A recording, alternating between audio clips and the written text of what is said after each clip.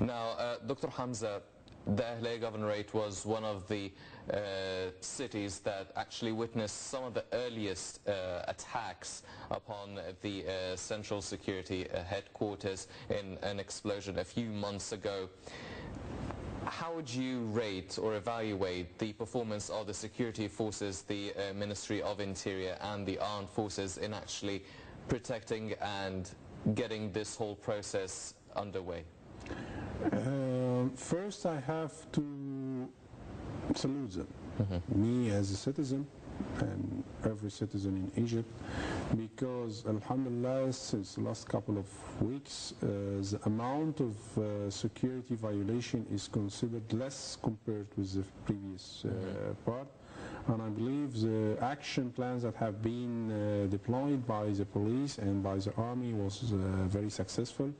This week especially, most of the violations was very minor. It is not something catastrophic.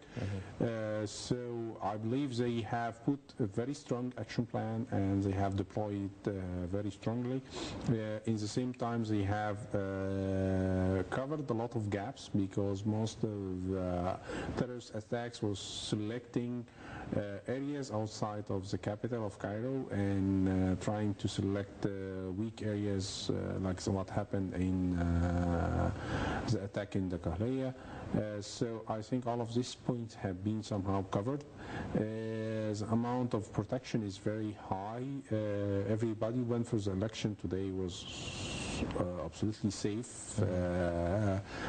No attacks on the elections stations, I think. In the same time, as your correspondent said, most of the violations was very minor. It is individual more than a group or organized. So this means that the police and the internal security was very successful in arresting the heads of the terrorism, was able to put a strong monitor system to report any violations. This was reflected by different police officers who have said so. We are very ready, we are very well prepared, and this is reflected today very highly. So we have to say that they have succeeded in their plan, and we wish this will be consistent for the future, inshallah, and will be investing in our police and in our army. It is not a question, as we see. It is a matter of life or death. So we have to increase investment in the police by giving them more advanced equipments, more advanced supplies, and also to the armies. The security awareness also to the citizens have to be increased. So I think we are going to the right direction, inshallah. Dr. Hamza, now we're used to actually seeing the armed forces actually participating in securing the polling stations now over the past few years, also really taking charge of a lot of the highway security as well between different governorates. When do you think that we'll actually be able to see just the Ministry of Interior taking care of all the domestic stuff?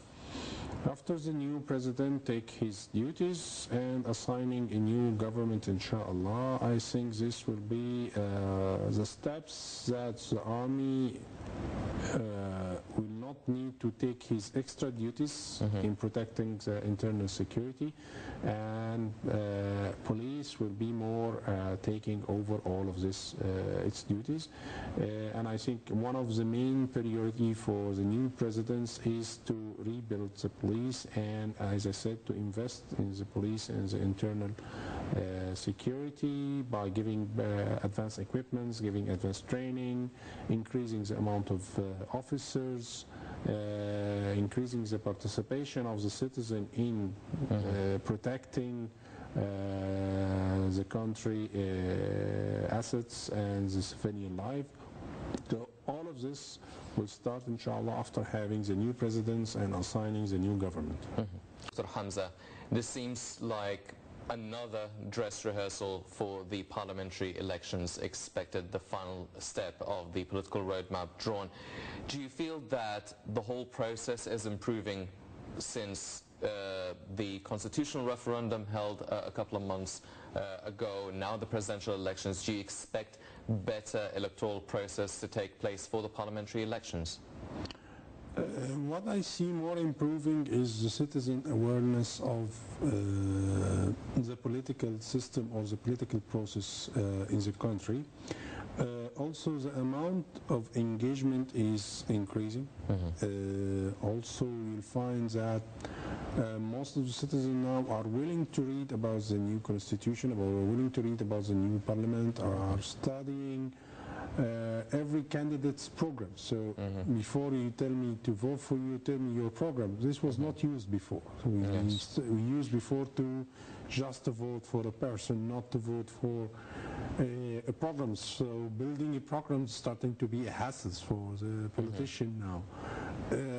And we need new kind of politicians who are more practitioners, who are more willing to work with their hand more than giving words.